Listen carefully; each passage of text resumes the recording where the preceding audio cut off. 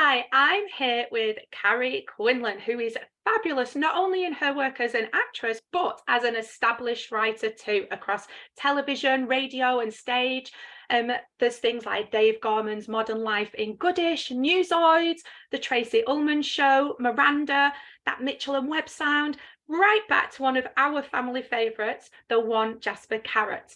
Now, not only is Carrie currently developing two shows, which I think are a children's animated series and a sitcom, she is also starring in The Book of Will, which is coming to the Bolton Octagon from the 17th of May to the 3rd of June. So I have to say, Carrie, you must be absolutely exhausted with all that going on. I sound really busy. Oh, yeah. I mean, I am exhausted, but that's just because I don't sleep. But I sound awesome. I want to meet me. You are very awesome. So, well, Wow. That I'm sounds glad to great. have met you. So, obviously, the Book of Will. Mm, So this follows. It's basically 3 years after Shakespeare has passed away, and yeah. it follows his troupe of actors, the King's Men, as they have seen quite an inaccurate version of Hamlet, and they're not happy bunnies. They're not pleased with Yeah, what they they're see. very upset. Yeah. Yeah, So essentially, it's a true story. I mean, it's a true story that yeah, after Shakespeare died, his actors suddenly realized that they didn't have complete versions of the plays. So, and the only versions that were out there were, as you say, these um, terrible versions where people had come and written down either from memory or as they went along while watching the plays. mm, And they weren't very accurate, and they sort of got the gist of things. And these quartos, they were called, they were sort of almost pamphlet size sort of things. They sold really well, but it meant that none of the Shakespeare that was out there was really Shakespeare. And so his friends, this amazing gang of friends he had, two of them in particular, John Hemmings and Henry Condell, got together and went on a heist essentially to get all of Shakespeare's plays and get them accurate, and then publish them in folio in what became known as the First Folio, and is this treasure trove of drama, and is the reason we have all of Shakespeare. Without them, it would have disappeared, which is it's probably good news for anyone who's currently studying GCSE English, but for the rest of us would be an absolute tragedy. yeah. It's just unbelievable to think of, isn't it? Yeah, And a as world you've without said, Shakespeare. It's horrifying. I know, right? So, so much of our language comes from him when people don't even realize. Yeah, Um, absolutely. and obviously, you've mentioned Henry Condell. There is one of the instigators who got this Hmm. movement in motion. You play his wife, Elizabeth. I do, Um, yes. so they do say that behind every great man is a great woman, and I think that actually she deserves some credit in this, because if it wasn't for her investment, Yeah, then he wouldn't be there. The King's Men might not be what they were. yeah. So we know that she's feisty, she's savvy, she's She's intelligent. What else can you tell us about she's her? she's the business brain of the partnership. Um, which makes her sound very serious, and she's not. She's Oh, really good fun. She's this joyous presence who there's something really nice about. They have a really happy, fun marriage, and they just support each other, and just a wonderful, wonderful team. There's something really nice about. So the play's by Lauren Gunderson, who is an American writer. She's one of the most performed writers in America, but has rarely been performed over here. And this is the European premiere of the play. But she's really good on women, yeah, and this is the Book of Will is a bit of a departure for her, because she normally writes women's stories. But what that means, but what that means is that the women in it are rounded and exciting and smart and just savvy and fun and brilliant. So it's this joy to play. And there's a lovely line in it that I'm going to get wrong, because it's not my line. I get those wrong as well, but that's different. Don't tell the director. And so there's a lovely line towards the end where Henry says to Anne Shakespeare, Shakespeare's widow, that the life she let him live was lived 1,000 times over in the plays he created. And that's sort of it, that, like you say, behind every great man is a great woman, that the support, the you know, the things that they were that these boys were able to do because they had these fantastic women behind them. It was just extraordinary. They're just an extraordinary gang of people. It's wonderful. And there's not that much. I tried to do a little bit of research on her. There's actually not that much, well, that I could find anyway. Loads, obviously, on Henry and all of them, but yeah, they bang on about Henry, yeah, all day long. Henry, and then there's he married Elizabeth, daughter of a gentleman of the Strand. Yeah. So if you're playing, like you've said, this real historical person, does that become like a hindrance because you want to be accurate, or is it kind of like a help because particularly with you writing as well as acting, you're able to kind of round that off and in the blanks? That's a brilliant question, and it's a bit of both. If you've got lots of information about someone, then that can be really helpful, and that is, well, it saves you time because you've already you've got that enrichment of the, you know, you've got this great offstage life that you can pick up on. If you don't have that, you can make it up, which is also fun. But a big part of it is Lauren's writing. I always find, partly because I'm a writer, but I think it's true anyway that the key to any of this is the writing. And everything, all the any acting I do, the writing is the key. If you've got a good writer, I describe it as you have to just hit the right notes and mean it. You know, it's like being in an orchestra. You've got this wonderful score, and as long as you put your heart into it and hit the notes, it'll fly, it'll sing. And so Lauren's done lots of the hard work in terms of background, but there are little bits around it, just in terms of both with Henry and Liz and John and Rebecca Hemmings, just lots of detail, like they had a lot of children and few of them survived to adulthood. So Henry and Liz, I think, had 9 children and 3 of them made it to adulthood. So just detail like that is around, and Lottie, the director, was very good on getting us to research the world of the early 17th century, and so there's a huge richness to that, of just how people lived and how the world worked. So you throw all that in, and you hope it, and then you trust it's there and play. Yeah, and Lottie, obviously, we've being from here, I've seen a lot of Lottie's work, and she's fabulous, absolutely. Oh, she's amazing. Yeah, she's absolutely amazing, and she's just been nominated for an Offie. Yay! For director, which is awesome and well deserved, because she's just brilliant, and she's cast it brilliantly. So it's a really fun gang. There are 10 of us, and everyone's delightful. It's one of those casts where you sort of start to worry that you're the problem, because everyone else is really nice. Maybe you're the not nice one. But she creates this amazing group, and then lets us do our thing, and then has these wonderful insights coming into stuff, and has this beautiful vision, and she's awesome. She's just the best. Incredible. Yeah, incredible.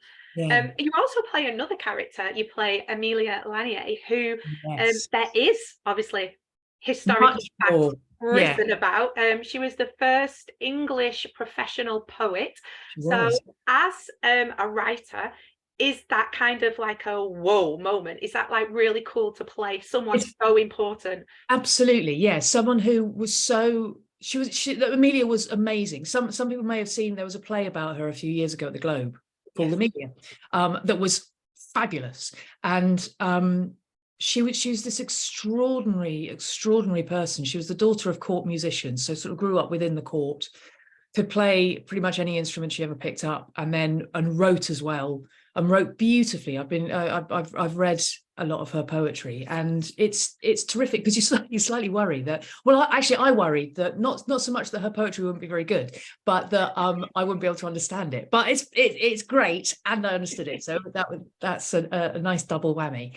And she was this incredible figure. She was the mistress of the Lord Chancellor for many years, and the Lord Chamberlain, for many years. And the Lord Chamberlain was the sort of benefactor of Shakespeare's acting troupe. So got to know all of them. She probably had an affair with Shakespeare. Yes.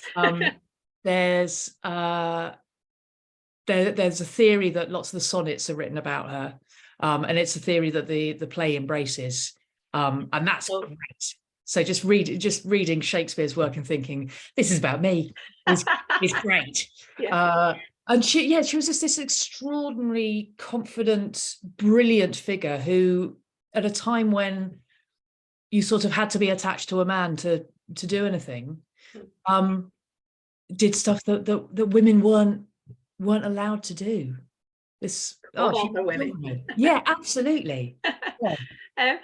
So going back to this idea of the play where it's Shakespeare's group of friends, basically it's his pals that have got together to try and capture his work so that it isn't lost. Now, it's a beautiful idea, but I've thought this through and I'm thinking, don't think that's too hard. Yeah, I love my friends dearly, but would I trust them to not set me up and like put a few little things in there that I totally hadn't written? But also, how accurate is it? What we're reading actually Shakespeare? We'll never know. So as a writer, again, yourself, if you were ever in that position, would you trust your friends to pull it all together? I think the first thing to say is you possibly need more trustworthy friends. And I'm lucky that I know lots of writers. I know lots of writers who are much better at it than I am. So in fact, I work a lot with a chap called John Finnemore on radio stuff, and I mean, I act in his stuff. He's the most extraordinary writer. I would 100% trust him to look after my work after I'm gone and probably improve it. So I'm in a very safe position where I have lots of good writer friends who will make me look really good. So that's fairly safe. Yeah, with Shakespeare, I think if you know your friend's a genius, and I think they did, you want to be pretty faithful to it. And they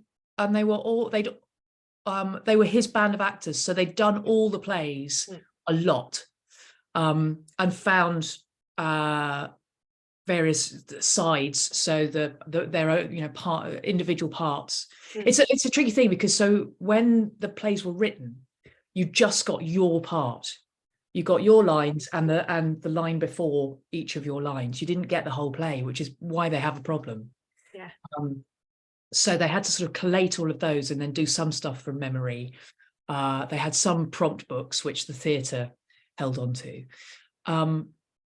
So yeah, but it's a great question. It is a puzzle. Did they stuff some of it up? Who knows? Yeah, who knows? I mean, there are some plays that get done more than others, and maybe maybe there's the odd play that has a bit of Hemmings and Condell going, I mean, this is the gist, and that's why the RSC don't put them on all the time. I don't know.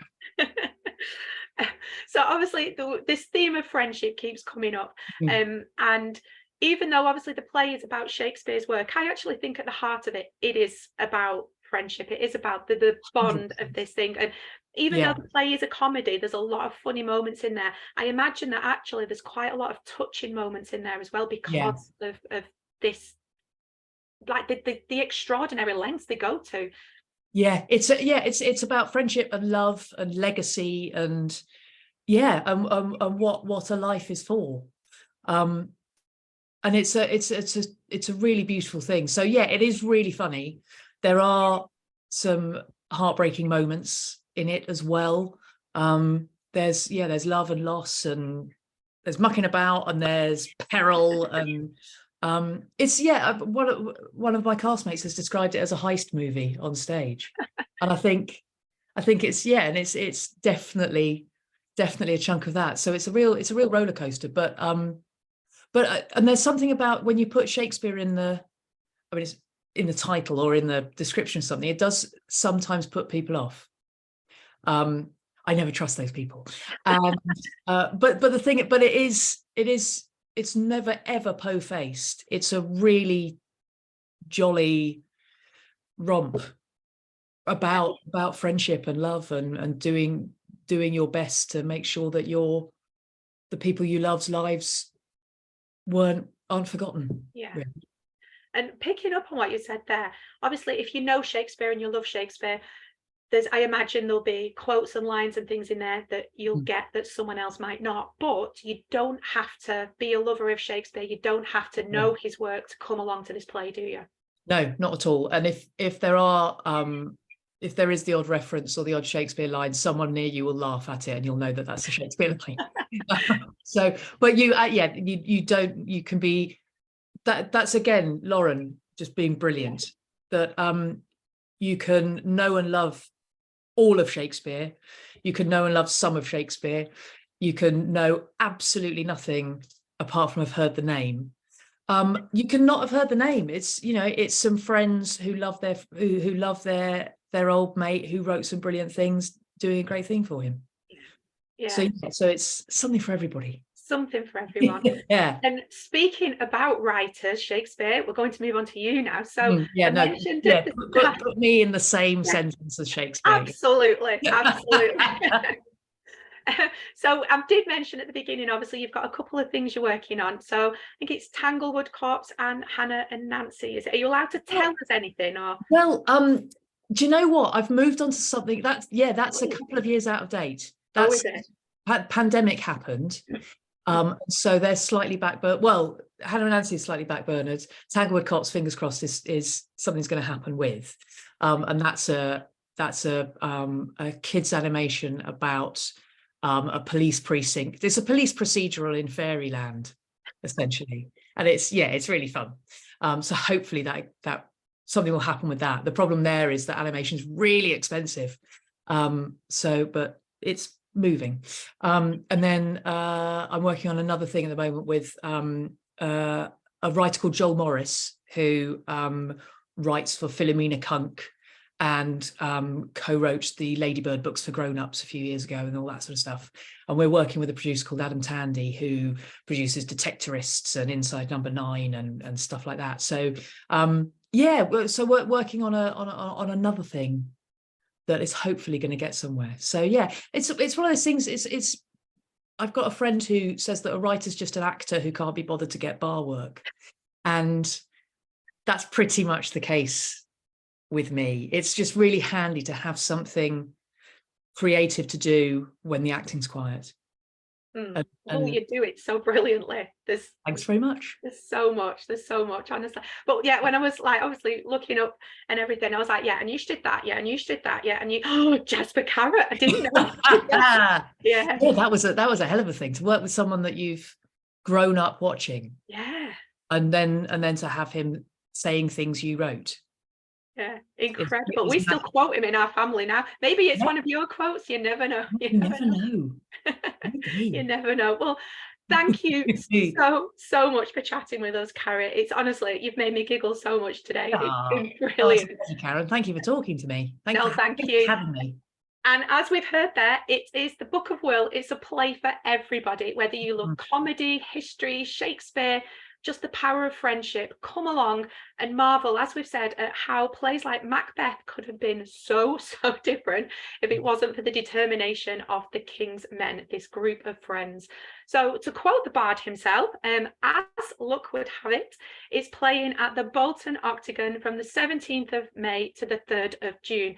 And I do believe he also said that luck comes in odd numbers. So with those dates, I think you are in for a real treat.